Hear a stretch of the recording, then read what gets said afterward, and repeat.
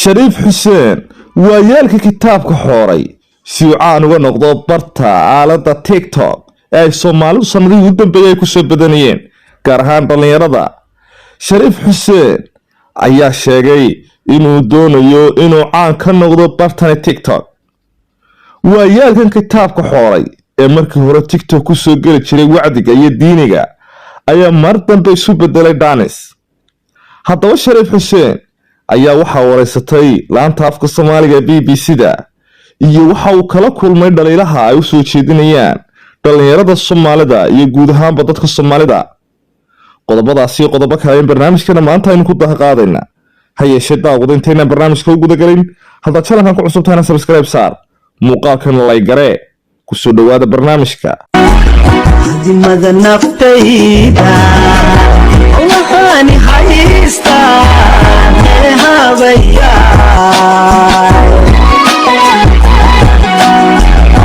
dimada naftayda. waxaa jira nin daa oo caanka ah baraha bulshada ee soomaalida kaasoo ay dadku ku sheegaan inuu yahay ninka ugu da-da weyn ee isticmaala barta tiktok.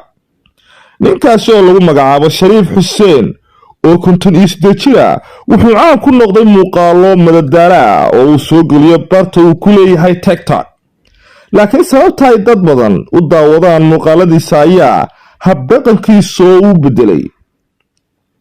wuxuu ku noolyahay magaalada muqdisho ee caasimada soomaaliya. waxaa b b c-du ay ku booqatay xaafadda uu degan yahay ee uu ka degan yahay gudaha magaalada muqdisho. bartamihii sanadkii 2021 ayuu bilaabay inuu isticmaalo aalada tiktok oo ah meel ay dhalinyaradu ku kulanto si uu ugu sameeyo wacyigelin. shariif ayaa yidhi tiktok waxaan ku bilaabay xaalad baa taagnayd oo xun oo aan fiicnayn oo dhaqanka soomaaliyeed aan u fiicnayn, taas inaan wax ka bedelo ayaan u galay buu yidhi. muuqaaladii ugu horreeyey ee uu baahiyey shariif waxay isugu jireen wacdi, waano iyo nebi ammaan. isaga oo jooga masaajidka ama gurigiisa ayuu isaga duubi jiray telefoonkiisa gacanta. laakiin markii uu dhowr bil waday hawshaas waxay ula muuqatay inaysan u sii socon karaynin maxaa yeelay wuxuu heli waayey dad badan oo daawada. taas ayaana bedeshay go-aankiisa. waa yeelka kitaab xoorka ee 58 jirka ee lagu magacaabo shariif xasan ayaa wuxuu intaasi ku daray hadalkiisa. meelba sida ay u taallo ayaa loola yaalaa ayuu yidhi shariif. waa in aan dhallinyaro isku ekeeyo oo hawshii dhallinyarada aan bilaabo si aan dadka u soo jiito. waxaan sameeyey waxyaabo mucjiso ah markii wacdigayga iyo waanadayda dheg jaraq loo siin waayey. shariif xuseen waa yeelka kitaabka xore ee caanka ka ah barta tiktok. wuxuu jecel yahay inuu mar walba u labisto sida dhallinyarada oo kale. intaasi kadib shariif wuxuu bilaabay inuu iska duubo muuqaalo qoobka ciyaara, kuwo madadaalo ah iyo riwaayado uu jilo. wuxuu iska xiray garkii weynaa ee uu lahaa oo midab guduud ah oo ay caan ku yihiin duqeyda soomaalidu. wuxuu gashtay surwaal jeemisa oo luga dhudhuuban oo funaanad gacmo gaaba. waxa uu xidhay dhammaanba dharkii loogu talagalay dhallinyarada soomaalida. kadib waxaa kor u kacay dadka daawanaya muuqaaladiisa iyo kuwa ku xidhan bartiisa tiktok oo dhaafay 200,000. dhowr milyan oo ruux ayaa daawaday muuqaaladiisa. inta uusan bilaaban adeegsiga tiktok wuxuu ahaa nin daaci ah. muddo 30 sano ah intii aan joogay buu yidhi gurigiisa waryihii booqday wuxuu i tusay halka ay ugu kaydsan yihiin kitaabada diiniga ee uu raacan jiray. qaar ayuuna soo bixiyey si aan u arko. kitaabada uu tusay wariyaha waxaa ku jiray nasaaix diiniya, munaaqib iyo kitaab kale oo la yidhaahdo diibat alqaraa.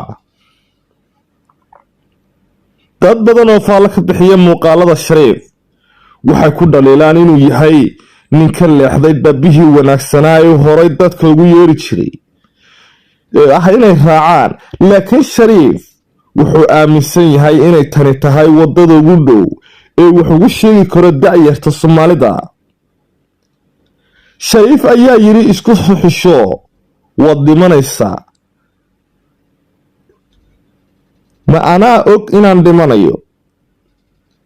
Waan ogahay inaan dhimanayo balse adigu ma ogid inaad dhimanayso. Waligayna wax ma dilin buu yiri. Wax ma bilaqaysan intaan waa dhex taagna carrada. Dhiig bini aadanna ma aanan gelin. Waxay u muuqataa Shariif inuu hirka la dabaashay oo ay hogaamsay tirada dadka ka filcinaya muuqaaladiisa. Malaayiin Soomaali ah ayaa adeegsada baraha bulshada sida Shariif oo kale, laakiin waxay u muuqataa in qaar ay ku taraxtadeen adeegsiga warbaahinta bulshada iyo mararba qaar ka tallaaba waxyaabo qiyam ah oo bulshada iyo naftoodaba faa'iido u lahaa oo ay u sameynayeen. Shariif Xuseen waa yeelka kitaabka xoray suucaan uga noqdo barta caanka ah ee TikTok. waa kan muuqaalkii ay la yeelatay warbaahintu soo kaga warramaya dhibaatooyinka uu la kulmo xilliga uu muuqaalada duubayo iyo waxa ku kalifay inuu wiil yar iska dhigo oo uu kitaab xoor noqdo kuna dhex ninkiyo bartan TikTok. inaan ahay tiktokerka ninka ugu weyn markii hore waxaan ku bilaabay tiktoka wacdi iyo waano iyo salliga nabiga calayhi salaatu wasalaam sallallahu alayka subhanahu nabiyo sallallahu alayka subhanahu nabiyo sayidina yal safka adiga ku xiga abar markii aan wadwado xoogaa dadana aan hayaa waxa socon waayay in dhigla ii dhigi waayay waxaan sameeyay marka nidaam meel basay u taala loola yaala hawshi waa bedelay marka garkii waxa way waa xiray sarwaal aan gashan jirin oo 30 sano igu horeysay waa isku taagay jiinisa suuqan ka soo gashaday hawshan bilaabay marka disco danza danto gymnastico lahuna ku qalubahay yo kala qorosare ninki kahay ku hela qorshadi elow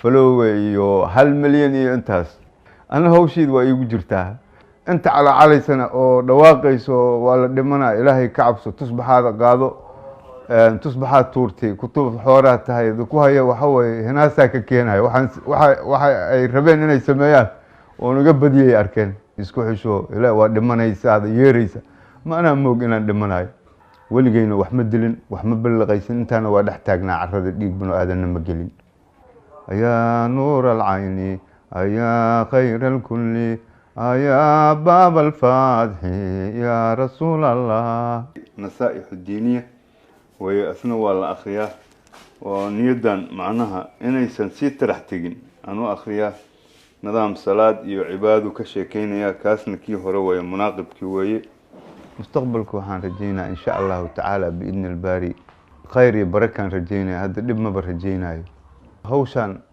noocan hadda aad arkaysaan ay ku sii socon